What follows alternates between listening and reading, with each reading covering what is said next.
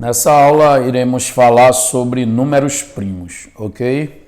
Então, vamos ver agora quando é que um número natural ele é chamado de número primo. Então, vamos começar escrevendo a definição.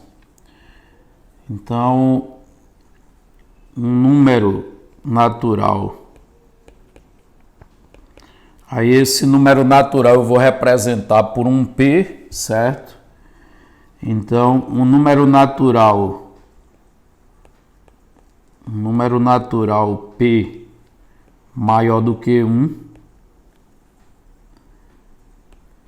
é um número primo.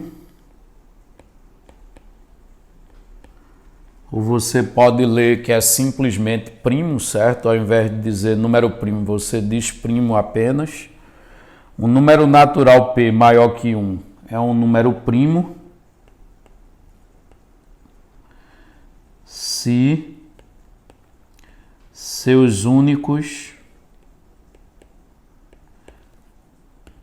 um número natural P maior que 1 é um número primo se seus únicos divisores, naturais são 1 e P. Ou seja, quando eu digo que seus únicos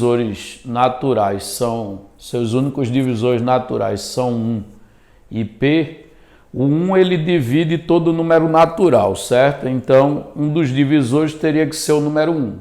E o outro divisor que ele tem garantido é ele mesmo, certo? Todo número natural divide ele mesmo. Só que entre 1 e P a gente não tem outros divisores. Os únicos divisores naturais que ele vai admitir vai ser o número 1 e ele mesmo. Quando isso acontecer com o número, a gente diz que o número é primo.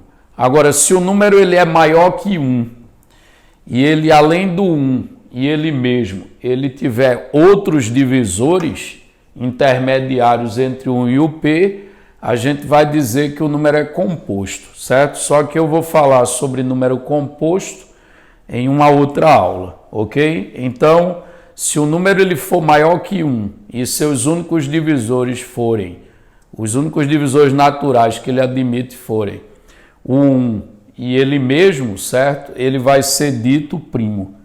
Aí vamos ver alguns exemplos. Eu vou fazer uma lista de números primos, certo? Para a gente memorizar alguns, pelo menos até próximo do 100, ok?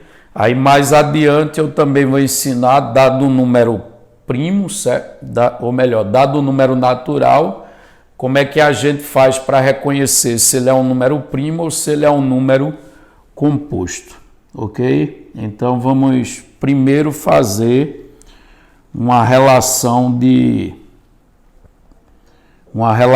números primos para a gente memorizar.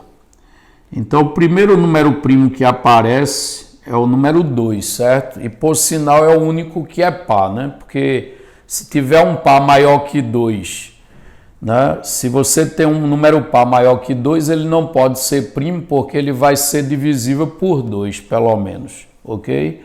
Então, 2 é o único número que é par e é primo simultaneamente. Aí os demais primos, eles são ímpares, só que a gente tem que entender que existem números ímpares que não são números primos. Então, fazendo a lista apenas dos primos, vamos ter o 2, o 3, o 5, o 7. Aí esses são os que são formados por um único algarismo, certo? Aí vão ser o 2, o 3, o 5 e o 7. Agora, depois do 7, a gente tem o 11, aí em seguida o 13, 17, 19, 23, 29, 31. Aí depois do 31 vem o 37, 41, 43, 47, 53, 59, 61, 67,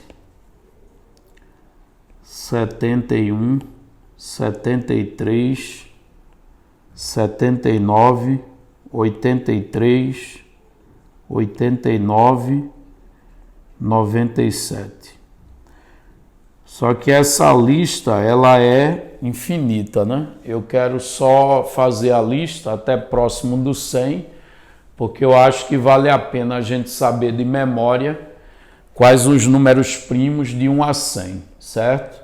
Até mesmo porque, para verificar se um determinado número natural é primo, você tem que conhecer alguns primos que são menores que ele. O melhor, né, basta conhecer até a raiz quadrada, até o primo que vem antes da raiz quadrada do número, prova-se que é suficiente, certo? Aí para isso é bom saber pelo menos essa lista aí de cor, ok? Mas como eu disse, em aulas futuras a gente vai aprender a fazer o reconhecimento. Dado o número natural, a gente vai aprender como reconhecer se esse número é primo ou não, ok?